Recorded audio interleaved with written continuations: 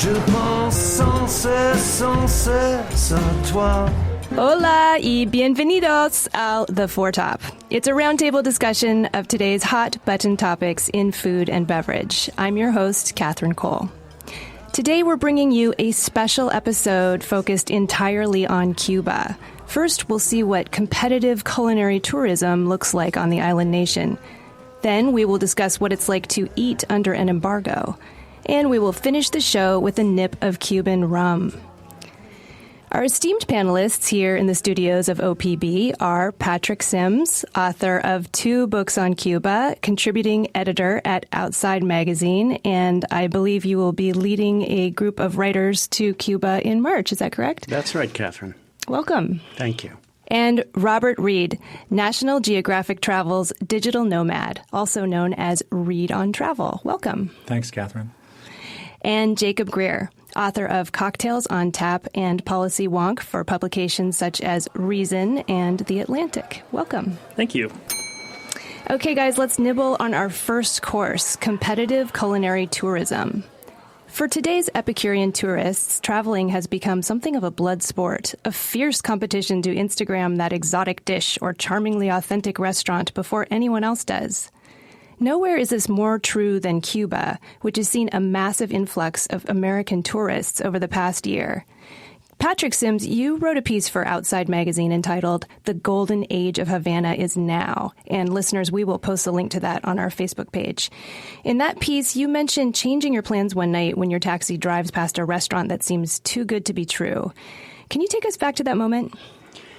I think as long as you talk about Cuba, people say that phrase you hear all the time, I want to go before it changes. And I'd been hearing that for decades, and I never quite understood it until that night. And I saw this restaurant that I hadn't seen before, jumped out, went in there, and had this wild time of my life night with fantastic music and fun drinks and crazy people.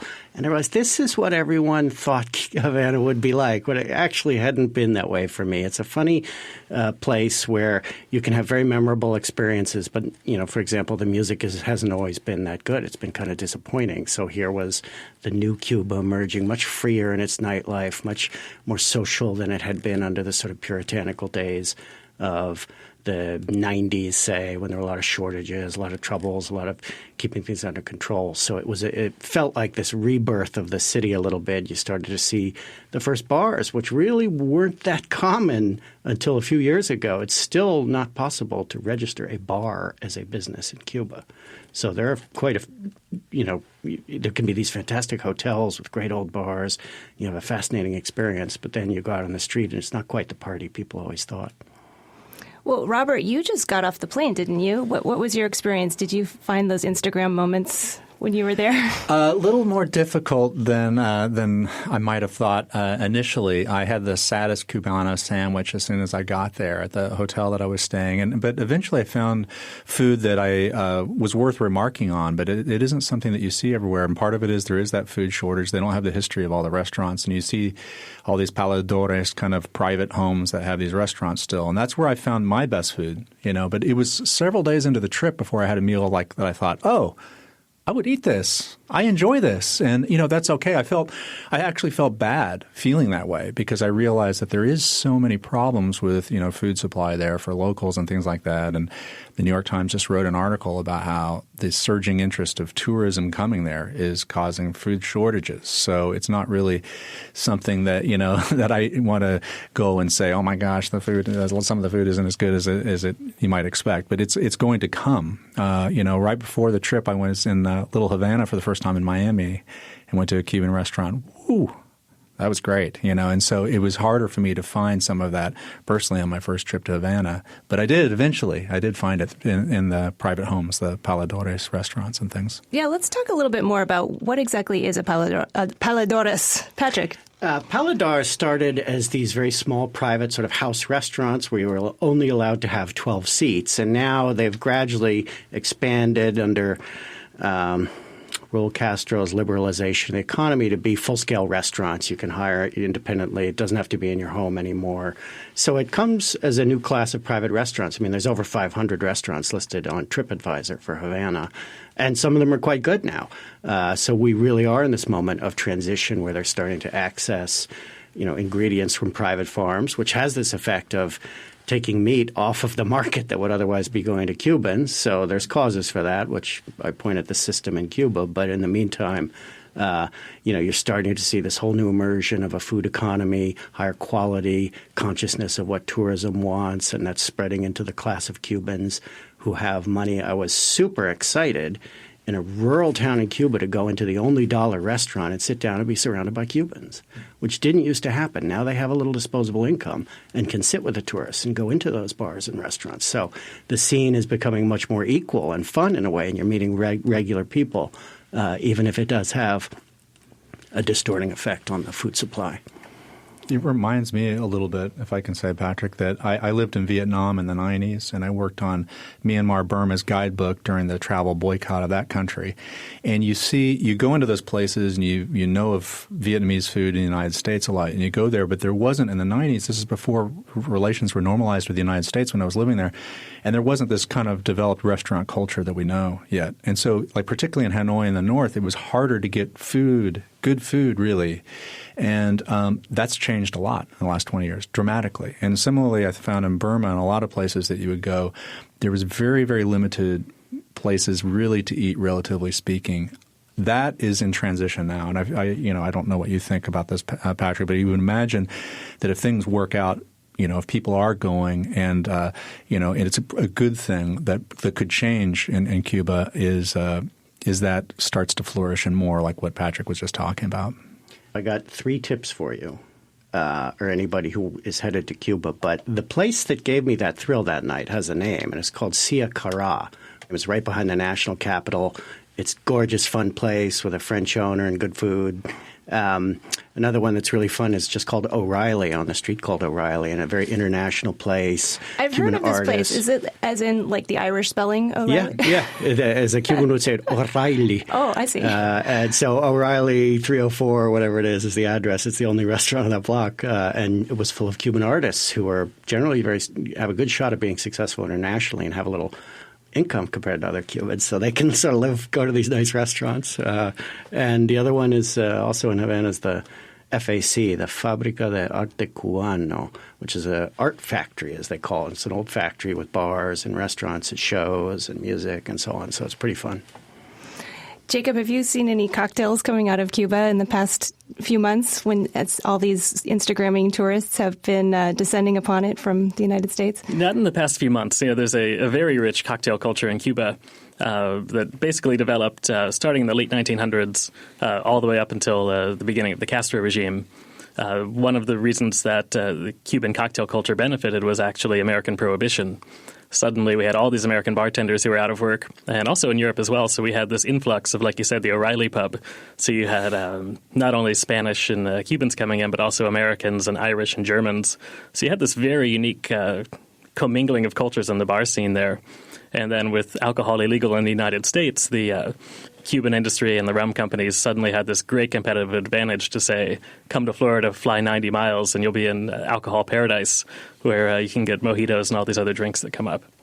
So it's so interesting. We're almost kind of repeating that cycle right now. I mean, different context, different climate, but it was prohibition back in the late 1920s, and now it's sort of the softening of the political stance.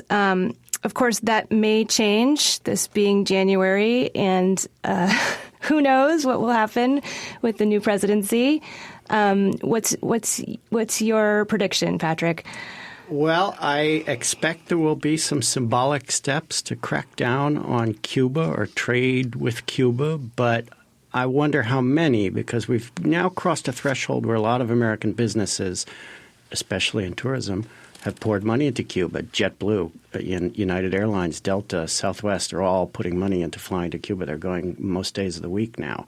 Do they want to give up their business? Do they want to wind that back? I think there'll be some pressure against the Trump administration into how far they go. Products that haven't been introduced yet, will probably be easier to stop than deals that are already taking place, including, for example, Starwood Hotels has a deal to work in Cuba now and are running their first hotel. So we're already in the hotel business in Cuba. Getting back to food, I have a question for Robert and Patrick, since you guys were both just there. I'm curious. I've been reading a lot about food in Cuba, and my understanding is that beef is limited, if not illegal there. Did you see beef being served in restaurants?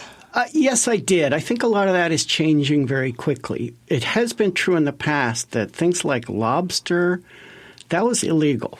It was sold like drugs on the black market, stolen from the state. You were not allowed to possess a lobster. That was a crime. Consider the and lobster. These guys would be on the street corners, langosta, langosta, literally because they had stolen it off a truck because that was valuable and the state exported it. They've relaxed a lot of these controls on beef. You still find the state, controls almost all farming. So I'm not sure that beef is illegal now. I certainly do get in restaurants, you see that, what's that classic Cuban, ropa vieja, right, which is ground beef and tomato sauce. And I think it was ground beef. I hope so. I had it a few times. It was my favorite. I hope it was. I read also in The Guardian a couple months ago as well that there was someone that was saying that they hadn't had beef since they were a kid. They could even barely remember the taste of it. And you think about that and you realize that this is something that's a bigger issue than that. But it's something that I think that travelers need to be aware of and think about when they're there. It's like I had someone come up on the street and ask me for milk. Milk is a shortage. There's just things like that you didn't know. That really caught me off guard. Milk? Really? I've never been asked that anywhere in the world.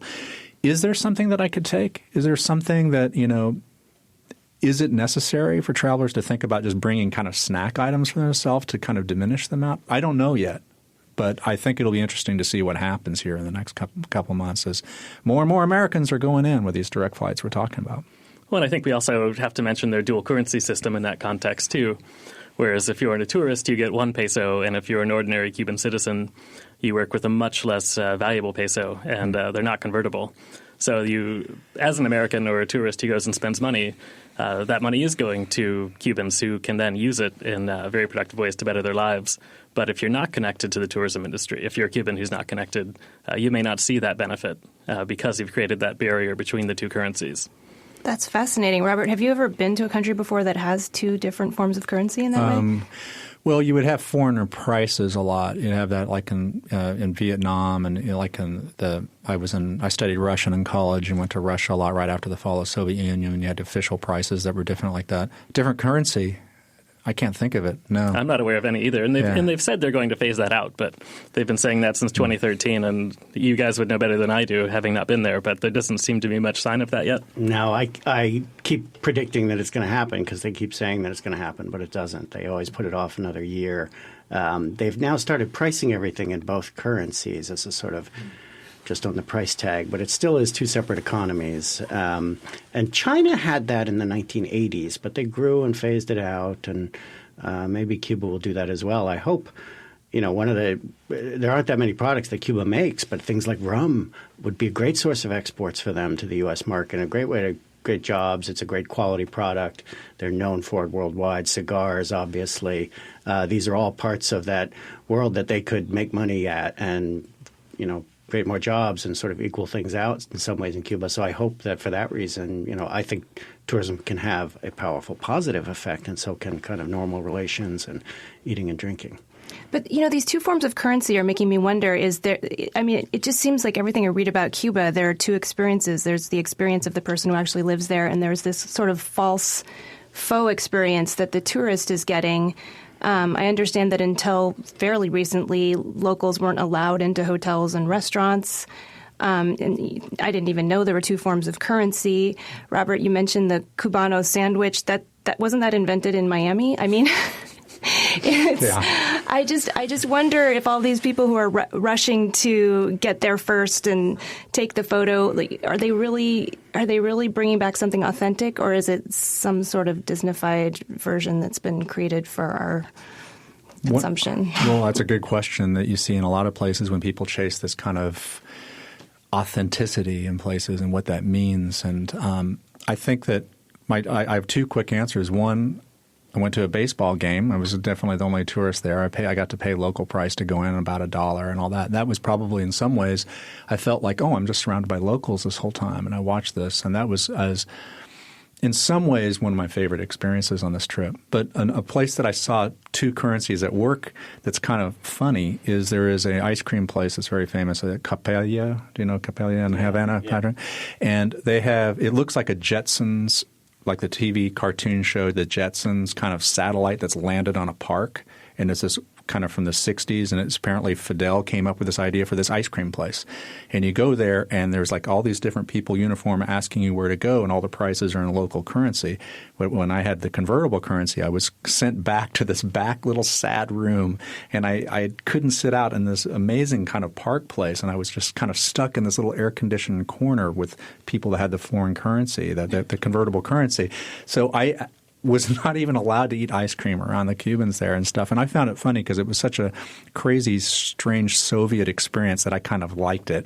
Ice cream was not particularly good. I wish next time I'll have local currency and try it. And Robert, that place Coppelia, which you can wait in line a long time, the ice cream is good, but it's super fun for Cubans and a symbol. Even in the hardest times, it was like this social contract with the Cuban people. When there was no food, there would be ice cream at Coppelia. If you would wait in line, they always had ice cream. So in these days, when people were getting very little variety in their diet, that was the great treat, was to go get this strawberry or chocolate or vanilla. And it was kind of like, no, we're never going to fail to deliver basics like education, healthcare, and ice cream at Coppelia. That's great. Yeah. And on this topic, I want to say, Patrick, one thing I really enjoyed about your article in Outside is that you didn't condescend the way that I feel like a lot of other writers do, especially when we began opening up relations with Cuba. There were people who you say, you want to get there before it changes because it's a unique time in history to visit, whereas other people might say they want to get there before it's ruined, as if these people are museum pieces who need to be kept authentically poor for our enjoyment. And I'm very glad that you don't take that approach because, as you can see, Robert, like on your visit to Miami, Cuban culture can survive and thrive and be even better in a rich capitalist economy than it is right now in Cuba. And Jacob, I think you're right that, Cuban culture isn't fixed in amber. It was always this very international place. What about a restaurant named O'Reilly where the owner, they're Cuban. What do a lot of young Cubans want? They want contact with the world. It's a gin bar in a European style with this kind of ambitious food and drinks menu. And they want to be part of the world. They're proud of that. They're Cuban also. They're going to have their Cuban dishes and their, crayfish or whatever, but they want to claim those contact with the rest of the world and have a changing culture with the right to mix it up a little bit instead of just be the Buena Vista Social Club, frozen in time. Well, that seems like a good moment to transition to our next topic because we're talking about authenticity. And, of course, the fare offered in restaurants to tourists is never the same as the food you will find inside people's homes. And I don't think that's true anywhere more than in Cuba, a nation where the locals are eating under embargo, they're eating with rations, and they're barely scraping by. So let's transition to that second course. Robert, as we've discussed, you just returned from the island nation of Cuba. I know that in the 1990s, the Cuban people were truly on the brink of starvation. But how apparent was the food rationing when you were just there? Did you see ration cards? Did you see people in line to get food?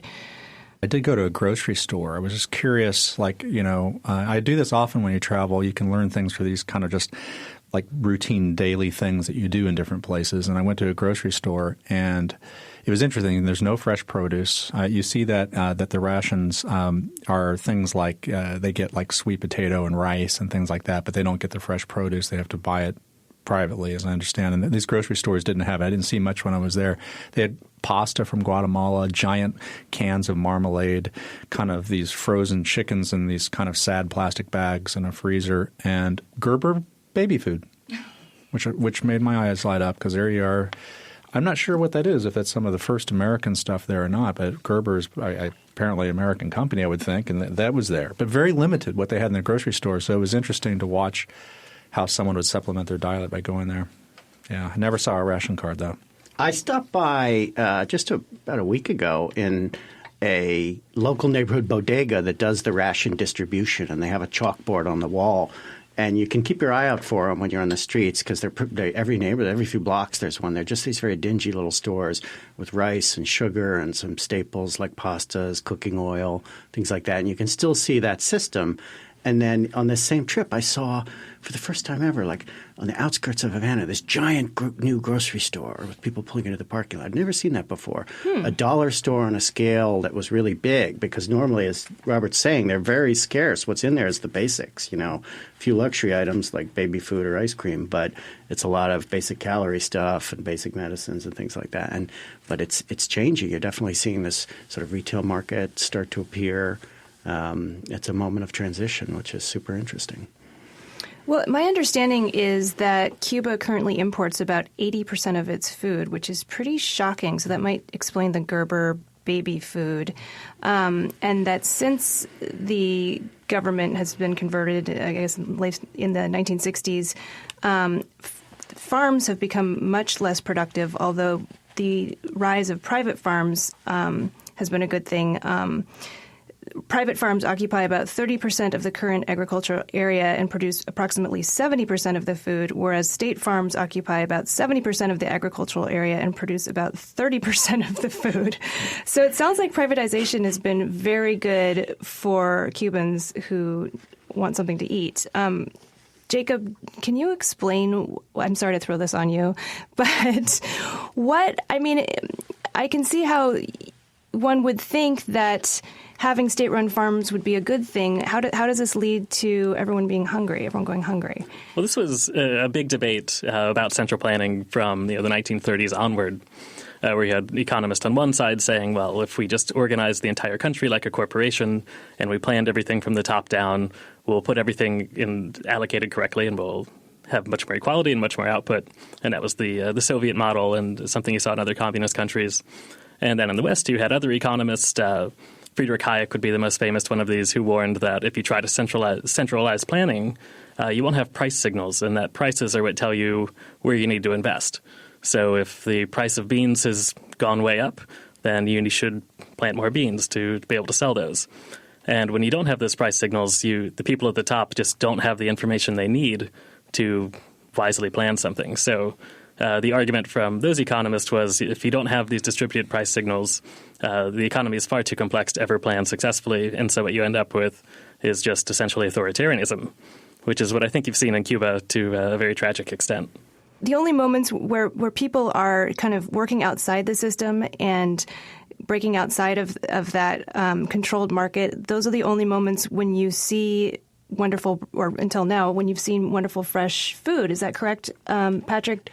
There's a slow spread of these sort of cooperative gardens some around Havana. You see them in other cities. There's not enough. It's very but it does produce this model of sort of dense urban farming. You see between two sort of Soviet-style apartment buildings. They've got an acre and they just cultivate it so densely and grow tons of food to feed the people in those buildings. They sell it in markets and get a share of the profits. It puts food on the market. So it's a hybrid model. They're not real crazy about spreading it super fast. I saw a guy gardening, tilling his little earth. And I said, oh, that's so great. You're growing. And he just started, how many years it took me to get this approved? Do you know this is the only one for the entire half of the city over here? It took them years to approve this. So he was growing his lettuce. It's happening, but happening slowly. Oh, that's sad. The disgruntled farmer. Yes. I don't blame him. Doesn't Cuba mean like land of fertile lands or abundant fertile lands? Isn't it like the indigenous word itself means that? It's kind of ironic that this is the problem. I never heard that one, but the oldest joke in Cuba, Robert, is the three successes of the revolution are healthcare, education, and culture, and the three failures are breakfast, lunch, and dinner. Oh, that's so sad. It's interesting and ironic, I think, because one positive effect of the Soviet Union pulling away from Cuba, even though they were supporting the Cuban economy, as I understand it, right up until the early 1990s, is that they stopped supplying Cuba with fertilizer, which has forced, my understanding is, this amazing rebirth of organic agriculture in Cuba. Did either of you see any organic farms while you were there or hear anything about that? I heard that it's all organic. I noticed that things weren't as big as you're used to, maybe because of the absence of some of these fertilizers, like the fruits and vegetables I did see for sale. Everything seemed much more small, at least from my viewpoint. But no, I didn't visit any of the farms. No. I saw some fruit. I was talking to people about mangoes, and they don't have what an American farmer would call the inputs, the fertilizer and the pesticides and stuff. So they are making a virtue of it. They're aware. I think there's a lot of ambitious farmers. They were given their land under these 10-year leases, but they have to clear it themselves. So it's tough to get in the market. There's still a lot of price controls and so on. But they know that this is a great way to get a niche and to make a problem, which is the shortage of fertilizer, into a bonus, and they've caught on that the world of food wants higher quality. Cubans want it, and so do tourists. Well, at the same time, but when we read about all these food shortages, wouldn't you like to see what Cuban farmers could do with just ready access to conventional agriculture? Yeah, I think so. I mean, there's room for all types. I think they are doing that as a necessity. I drove, the length of Cuba on this bus, and you just see the sugar cane laid out, and that's an industry where they use a lot of – it's not organic, and it's old-style, bad central planning agriculture that's very destructive. So there's a lot of room for improvement. It's an incredibly fertile island. And, Catherine, the fact that I had heard 70% – you heard 80% of the food is imported. What a sad story for a country that's basically flat and with 10-foot deep topsoil. You could grow anything there. So the potential is tremendous for that organic end of the market, for exporting things to the U.S. as they used to do, for manufactured products. Yeah, I mean, it is so sad. And the other thing that has really stricken me as I've been reading about Cuba is, getting back to our earlier discussion, the lack of seafood on it's an island, and it's very difficult to get seafood there, apparently. And I actually interviewed a Cuban immigrant who lives here in Portland, Oregon, and Patrick knows her as well. She is a school teacher named Norma Torres Alonso. She is from Santa Clara, Cuba, or I should say Cuba. And she was telling me what it was like to live there and the way in which food is used as a psychological weapon, really, toward the people, maybe less so now. But I was asking her, why is there so little seafood? This is an island. And she said, well, obviously, if you have a boat, you can escape. So no one's allowed to have a boat. So the only fishing that happens is from the shore, and that just isn't that effective. And I was just sort of struck by that, like, oh, my gosh. And, Catherine, you often see a subsistence form of fishing, which is inner tube fishing, the shore fishing, edge fishing. And those guys aren't fishing for the market. They're fishing for their family. You know, that's this pride of what underemployed men get out there and bring home some protein. So on the one hand, Cuba's heavily fished for the first 100 yards. Right. Then there's hardly a boat left in a marina anywhere, and there's not much gasoline. So there's not a lot of pressure on the fisheries, which are healthy. They just – with the exception of lobsters and things like that are managed in big state enterprises, they, you see these guys, they're catch 2 fish, it's a great day, and they go home to feast the family. Yeah, and there's not much protein on your ration card, obviously. Very true. The 2 other things Norma told me that just shocked me. One was, I think earlier, Robert, you were mentioning it was hard to find milk, and she was saying children don't have milk, so children drink sugar water before bed, which is not good for them, obviously. And the other thing she said is because there's so little beef and Cubans love meat so much, they just raise their own pigs because it's an easier animal to raise. And she said, in their backyards or their bathrooms, they raise them in their bathrooms, slaughter them in their bathrooms. I mean, that's not any way to live. And yeah, I think it produces some rich food, but it's, people keep them on their roofs or whatever. And the other one you see in those ration stores, the ration system has very little meat on it. Pork, there's not a lot. You get very little. But what they have is this sort of mystery meat, which is this kind of they buy abroad, this very cheaply produced, Chinese bologna and stuff like that. And you get a section of that as your protein. So it's not, it's Chinese spam and things like that you get on the menu. On your ration, rather. So by comparison, a pig, growing a couple pigs or having a cousin who has room for a couple pigs is a great way to create a feast and have a fancy Cuban meal at home. A lot of visitors that go inevitably are following one of the, I guess, more famous American residents, Ernest Hemingway, who would be probably heartbroken by that because he was there basically chasing the marlin and he was going fishing in his boat constantly. And visitors go and they go to his house and they go to the bars that are still open to get the daiquiri with a life-size bust of or statue of Hemingway leeringly watching from the corner in a spot of the bar, El Floridita. And but, so much of his writing was about fishing off of Cuba. So it's kind of heartbreaking to think about that, all that resource that's just kind of looming out there in the Gulf Stream that he wrote about so memorably, and that at some point you would like to think that when change does come that they will take better use of those resources out there, and it will help a lot of the things we're talking about. And, Robert, I'm often critical of the Cuban system, but we should give them credit when these things work. And the lobster industry is a good example of that because they have a very healthy – they don't overfish. They underfish because people can't go fishing and so on and use the resource, but they don't overfish either. So their lobster population is huge. The eggs drift along the Gulf Stream and refertilize our depleted beds in the Keys. And that happens every year, and it's a boon to the United States. So there are some things, sea turtles are obviously not for eating, but lobsters, they manage these natural resources in a way that's pretty unique in the Caribbean. So if someone whispers langosta, then maybe it's a good thing, huh? Yeah. I think, by the way, they did legalize lobsters finally. Black market lobster. If anyone is interested in seeing some beautiful photographs of Cuban food, I just wanted to break in and recommend a book that came out from 10 Speed Press in 2016. It's called Notes from Cuba, Recipes and Stories from the Cuban Kitchen. It's by Dan Goldberg, Andrea Kuhn, and Jody Eddy. I did wonder if it was a little unrealistic or touristic when they talk about a tostone stuffed with tangy conch and lobster ceviche. I was thinking, how many locals really have access to tangy conch and lobster ceviche? But the photos are beautiful, and they did get into a lot of people's kitchens. And I wanted to mention one other thing that I read in that book.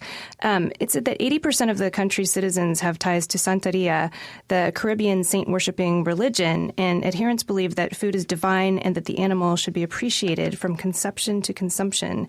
This mystical, humane approach to animal husbandry and butchery infuses Cuban meals with compassion. I thought that was a really lovely sentiment. I don't know if you saw that while you were there. I mean, certainly, the pig is a good example of that. They even in a city, people are raising these animals and going through the process of slaughter and butchery and producing things that are essential for the life of their family. It's very ingrained with the strength of the Cuban family, the idea of important rituals that happen in Santeria. You're going to throw a feast for the people who come. So this part of, food lives in Cuba, and it is tied, I think, deeply to this sense of identity and the origins people have. Jacob, does this make you think about how important food and drink are to kind of our personal identity and our national identity? Well, yeah, to some extent. I mean, that's obviously true. But I just think the biggest tragedy, obviously, with Cuba is the holding on to central planning for so long, to the point where you have all this identity with food, but you can't do anything about it because all you can do is buy starchy staples on your ration card. Yeah. Well, maybe we should lighten up a little bit. That's probably a good idea. That was a meaty conversation that involved very little actual beef or pork or lobster. So I think we might need to recover with a little nip of something. Since we're talking Cuba today, how about some rum? Patrick, you brought some bottles from Cuba with you. What a coincidence. I just happen to have 2 bottles of rum. And yeah, these are fresh out of the luggage. 2 bottles of Havana Club, the 3-year-old, which is a nice kind of clear rum, good for mixing in cocktails, and Havana Club Añejo, which is an aged and golden rum. Jacob, what are we looking at here? Have you ever tried these? I confess that I have. It's been a long time. The only time I tried the Havana Club, I was extremely hungover at a hotel pool in Mexico. So this will be somewhat of a new experience for me as well. Okay, I drink it out of affection and also out of necessity because I work in Cuba a lot. So you can have the outsiders. There's the opening. Review and tell us how it stands up to other ones. I'm going to hand you some añejo. When was the Right. last time this was in the States? I mean, they haven't had this coming here for 57 years, Yeah. I think. And they have been granted a license to import it to the U.S. Havana Club just received a license. But, Jacob, there's a fascinating corporate battle here because Bacardi is the enemy of Havana Club, and Bacardi belongs to Seagram's. And Well, Bacardi's independent. Bacardi's independent? I thought, okay. Yeah, but there is a very heated battle there that, I've been reading up on this. And it's the kind of thing where you would like there to be a clear good guy and a clear bad guy and just be able to say, hands down, this is the real Havana Club that we should all be drinking and this one is not. And it's all very, very complicated and a difficult history. So it's difficult to come down on either side. I guess the very short version is... But the Bacardi family has been distilling rum in Santiago since the 1800s. And then when Castro came to power, they nationalized the rum industry. The Bacardi family fortunately had the foresight to get their trademarks outside of the country in advance. And they also already had some distilleries in Mexico and Puerto Rico. So when they left, they were able to rebuild their brand and become one of the leading spirits industries in the world, despite the fact that their original distillery was left behind in Cuba. Havana Club was from another family called the Arashabalas, who were not so fortunate and basically completely lost their brand. And then Havana Club became taken over by essentially a joint venture between the Cuban government and Pernod Ricard, which is a French liquor company, which has now set off this giant battle. Yeah, over, Jacob, isn't this like a 20-year-long lawsuit or something? It's one of the longest-running lawsuits. Yeah, even longer than that. Yeah, they've been at it for a very long time. And so what happened was the Arashabalas were out of the rum industry, and the Bacardi family came to them when Pernod Ricard got Havana Club and offered them over $1 million for any remaining rights to the brand, which may have been nothing. So to be fair, even though this was not a lot of money, Bacardi was buying a brand that they might not ever get anything from. So it was better than nothing. And also the Bacardis had managed to keep the family, or the business in the family. And so they, in addition to this being a battle of liquor giants and just being all about money, there's also some family pride at stake of wanting to be the traditional Cuban rum and now seeing this French company come in and take a stolen brand and then become what's now considered the Cuban rum. Right, the global. It's sold worldwide except in the United States. Right. Now, on the other hand, because this is not a simple story, the Arashabala family could have renewed the trademark in the United States even though they weren't selling rum and said, we still lay claim to our trademark. We would like to use it, but we can't because our property has been seized. Jacob, this is like a mafia story. This is 200-year-old families feuding over an old should be a new recipe. series, like a Netflix series. Yeah. That's all the rum wars here. Yeah, and so This is Pernod great. Ricard did wait until the trademark expired before they invested millions of dollars in the brand. And then the Bacardis lobbied the United States government to pass a new law retroactively that said we will not respect any trademarks that were expropriated. So it's a difficult place to be in because on the one hand, obviously the Arashabala family had their property stolen unjustly, and you want to reward them for that and not have their profits taken by someone else. On the other hand, the rule of law does say you shouldn't be retroactively passing laws that throw everything into disarray. So it's a really tough case. You know your rum. I do geek Well out about done. rum. And right now, just so you know, there is a Havana Club being sold in the United States by Bacardi. So this is all very contested right now. Yeah, well, I'm looking forward to the national introduction of these authentic made in Cuba Havana Clubs.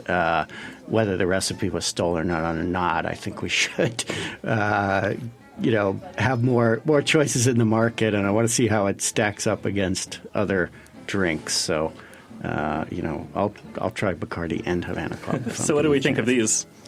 I was going to ask you that, Jacob. I have to say I'm not a fan of the aged one, which is the darker brown one, but I'm kind of enjoying this lighter one, the 3-year. What do you think?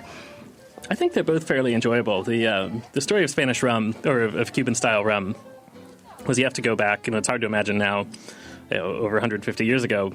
Now, when Americans think of rum, this is the style we tend to think of. Very light, very clean. Whereas back then, when the Bacardis were starting their distillery, the opposite was the case. Rum was extremely funky. You were taking molasses, fermenting it, getting all these weird esters and flavors, then distilling it. And so the rum that people were used to was very strong, had some very unusual flavors. And the innovation of Bacardi was to find ways to take those edges out. So they got a pure spirit. They used charcoal filtering. Even the clear one is aged in barrels and then filtered to take out the color. And they also started using collab stills, which is a more modern style of distillation where you get a cleaner spirit. And so this was great for cocktails. If you wanted to enjoy something very bright and refreshing with mint and lime, like a mojito or a daiquiri, this was the perfect rum for that, because it just kind of fades away. And even more importantly, for a volume perspective, rum and Coke. If you just want to drink Coke but have it also be alcoholic without tasting any different, very light rum is great for that.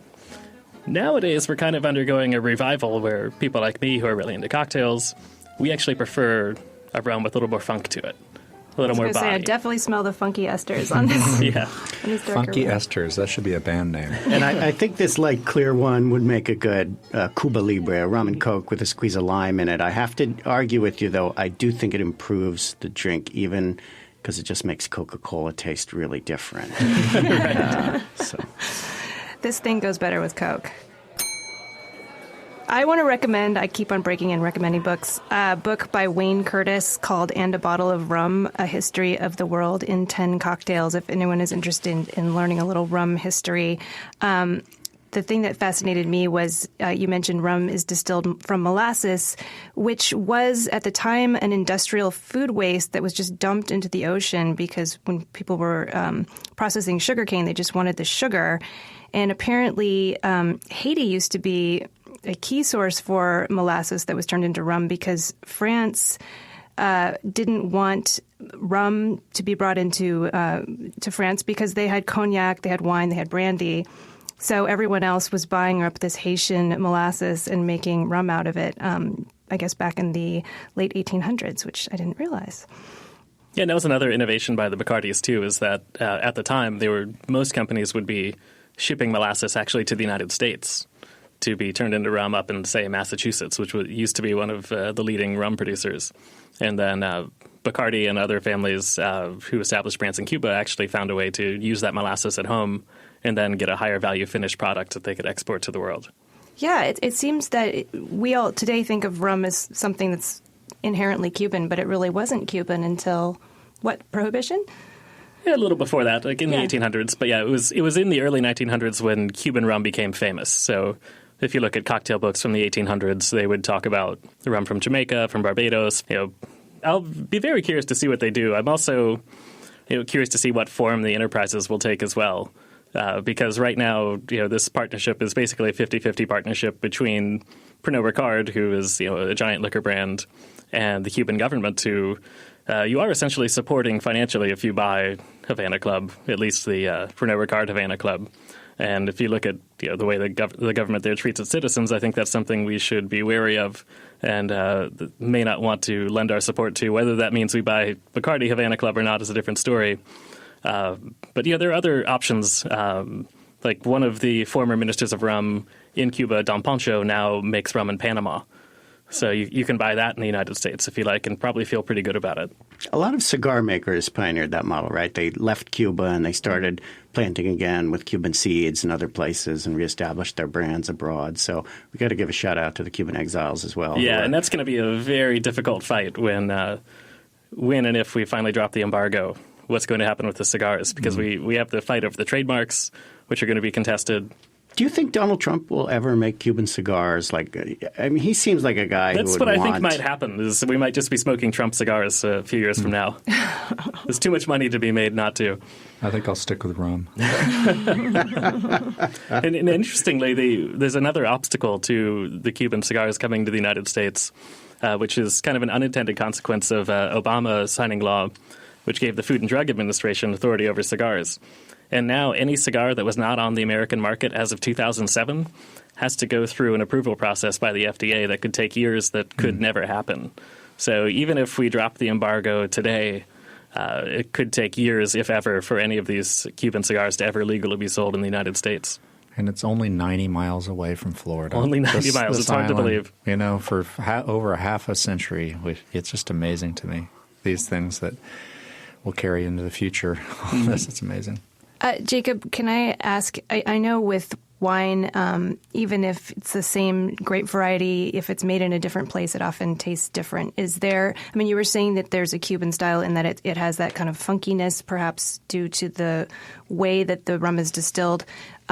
Is sugarcane just sugarcane? Is molasses just molasses? Or is there, I mean, can you tell me, is there a difference between the Jamaican style, the Cuban style, the Bahamian style of rum? I mean, there are definitely differences. It's especially in how you produce it. The question of whether it has to be made in a certain place, I think, is a little bit harder to answer. I think if you're making a fresh sugarcane rum, which, as Patrick mentioned, would be a rum agricole, then it probably matters because you're dealing with a product that could spoil very quickly, so you need to deal with it in the right way. You don't want to press the sugarcane and then let it sit out and ferment for days before you ever get around to distilling it. With molasses-based rums, I think it's a little bit harder to say that because you are dealing with a processed product. You can ship molasses around, and you're distilling it to a very high proof, especially with these very clean, light Spanish rums. So I think it's much harder to say that it has to be from a certain place. And interestingly, the Bacardis would have to agree with that because they moved from Santiago to Puerto Rico and they have distilleries elsewhere in the world. And they do quality testing to say that, a bottle of Bacardi is going to taste the same wherever you are, but it's not made in the same place. Well, I have to say, I've been to the Bacardi distillery in Puerto Rico, and there's nothing special about it. It just looks like a big distillery. But I was saying to Jacob earlier, it made me sad. I wanted to go to Havana and see the original Bacardi office building, which is supposedly this beautiful work of Art Deco I've been there. It's so great, Catherine. Is it so beautiful? It's pretty cool. I walked by it for years without really noticing it, but it's right prominent in downtown Havana with some great Art Deco touches and these weird Moorish touches, and it's just like this. They wanted a corporate headquarters that screamed Cuba 1925 or whatever it was. Apparently there are terracotta nude nymphs designed by the artist Maxfield Parrish. Yes, there's a beautiful private bar inside, which is closed. It doesn't operate, but if you're nice to the guard, you can go in there and lounge in the chairs, and there's etched glass everywhere. It's like a fancy train car sort of place, and all the movie stars would hang out in there. Oh my goodness. And you can also, if you're really nice, go up on the roof, and there's sweeping views over Havana. That I'd like to visit. Because often I go to these distilleries, like you were saying, in Puerto Rico, or even breweries. I'm going, do I really need to see this stuff made? Yeah. But that seems like it has a story to it. I'd like to go there. If you get, Robert, to Santiago, the original Bacardi distillery is there, and you could just walk up and see it, and they have tours. But the bat symbol is carved in the old red bricks there, and it's like a museum of rum now. But it's kind of a cool old, beautiful factory. Again, built for show. Probably in it looks like it's from the 1880s or something. The tip is to be very nice to guards. What's the secret, Patrick? How do you do that? They're bored, they're bored. You just say hi and chat for a minute. I have to make a little wine comment here, which is I believe the bat symbol may have been the world's first what we call critter label. Oh. Wines always sell more if they have cute little critters on the label. Put a critter on it. Put a critter on it. Yellowtail. Yes, that's funny. It works. Well, that was really fun, you guys. How about we finish up our Cuban meal here with a little dessert in which we each go around and share something that we've been enjoying this week. I'll get us started here. Listeners might know the name Rachel Kushner from a highly praised novel entitled The Flamethrowers that was shortlisted for the National Book Award in 2013. I actually was not a huge fan of that book, but I do want to encourage listeners to go back and read her first novel, which I believe was really a masterpiece. I just finished it recently. It was her 2008 novel entitled Telex from Cuba, and it takes place in the late 1950s during this dramatic moment in Cuban history in which the dictator Batista is being overthrown by the Castro brothers. And Kushner's mother actually grew up on the island in an enclave of, it sounds like clueless expat Americans is the way she describes them, who ran these very colonialistic fruit plantations, and they relied heavily on the labor of basically indentured servants. And it's just this really interesting recreation of the circumstances in which a revolution could take place. So I highly recommend that book. Jacob, what do you have for us this week? I also have a book for us. Since we were talking about rum, I read a book that's been on my to-read list for a couple years now that I'd somehow never gotten around to. It's called Bacardi and the Long Fight for Cuba by Tom Gelton. And it's a look at the history of Cuba through the history of the Bacardi family, who were also highly involved in pretty much every phase from the mid-1800s on. talking about the rise of rum in Cuba, but also the political changes, both with the Spanish-American War, the Spanish occupation, the Batista regime, and then finally Castro. And so if you're interested in rum or interested in Cuban history, you can get both here. That has been on my reading list for years, too. So now I'm gonna have to go read it. Thank you for the recommendation. How about you, Robert? Well, for the recent trip, I did read a bunch of Hemingway, the obligatory author to read before you go to Cuba. I never read To Have and to Have Not, which takes place in Havana and Key West. I thought that was really enjoyable. But I wanted to give a shout-out to Patrick here in his article in Outside. I've long felt that I've picked travel destinations of places that tend to be emerging, that tend not to be represented as well or fairly, I think, in the media. So I covered, Vietnam 20 years ago and Siberia and Burma during a boycott when people were not going because of their military dictatorship and things like that. And I like what he said in this. He said a lot of people talk about that, we should go before it changes. But he wrote in this article, we should go not before it changes, but so that it does change. And you think about like this, we have these flights. I went on Alaska Airlines is starting direct flights from Los Angeles this month to Havana, meaning the west coast of the United States now has a direct link. It's a good time to go. And, a lot of things we talk about are problems with Cuba. I don't know where they're going to go, but I think that being there, everyone was really happy that me as an American was there. They were happy about that. And you see that in a lot of places in the world. And I think it's a good time to think about going. And hopefully it will encourage the place to change for the better so that Cubans can have a little bit more in their lives. So I hope that will happen. So Patrick's article you should read too. Well, we'll post a link to it on our Facebook page for sure.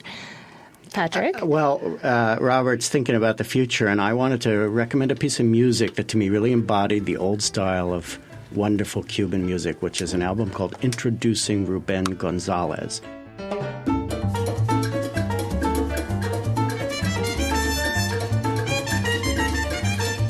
And he was the piano player for the Buena Vista Social Club. And when they recorded the famous Buena Vista Social Club album, they finished. Ry Cooder was the producer. Turned it off, said, thanks, everybody. And Ruben Gonzalez said, okay, I'm warmed up. Let's go. But they turned the tapes back on the next day with the same band and recorded this magic album of Latin jazz dominated by his piano playing, an elegant 1940s style, introducing Ruben Gonzalez. It's just a classic piece of music. Oh, that sounds fantastic. And weren't those guys all like in their 80s when that was recorded? He was in his 80s. I got to interview him at Carnegie Hall the night of the documentary film, and I asked him, did you ever think you would get to Carnegie Hall? And he was like 82 years old. And he looked at me, he's like, of course. I love it. I never had any doubt. Oh, he had left Cuba like 45 years. That's great. That is so wonderful. You gotta believe. Yeah. Oh, thank you for finishing us off with that. That was really heartwarming. And thanks to all of you inspirational panelists. Jacob Grier, a font of information on government, economics, and cocktails, all of which go together so well. Thank you so much. Robert Reid, I can't believe we actually got you in the studio. How many days a year do you normally travel? It's been a lot. It's been on the road pretty much last year from March to early December. So I don't even know how much it totals up to, but a lot, maybe too much, but it's been fun. Well, I'm glad we got you in here.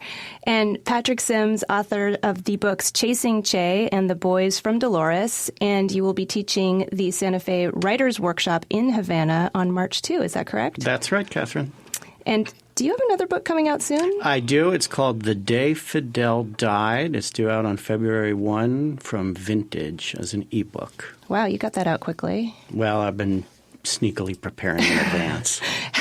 Haven't the world news outlets been preparing for this for the last 40 years or something? Yes, they had cabinets full of obituaries for Fidel Castro. They just kept on ticking. Hey, folks, listeners, we want you to savor the conversation with us. Please, please, please subscribe to The Four Top on iTunes. And actually, I had a listener ask me the other day, they said, I love the show, but I don't understand how to rate it on iTunes. If you are not able to rate it on iTunes, contact me, tweet me. That's what you should do. Tweet me at kcoleuncorked or tweet us at the #4top. And I will tell you how to rate us on iTunes. We got to get over this minor barrier because I love you listeners, and I know I'm getting so much wonderful feedback from you, so I want to share it with the world, and I want you to be able to tell your friends how to find the show. At facebook.com/thefourtop, you can suggest topics for us to discuss after you like our page, of course, and tweet us, por favor, at @4top, all one word. Today's show was recorded in the high-fiber, protein-packed city of Portland, Oregon, in the studios of OPB. You can read all about the show on the OPB website. Our producer is Alex Ward. Special thanks to OPB sound supervisor Stephen Cray. And our theme music was performed by the incomparable wine importer Kermit Lynch. I hope you can join us for our next episode, and please tell your friends about the Four Top. Adios, mis amigos. Nuit blanche, nuit blanche, nuit blanche. ¿Alguien quiere dejar una propina?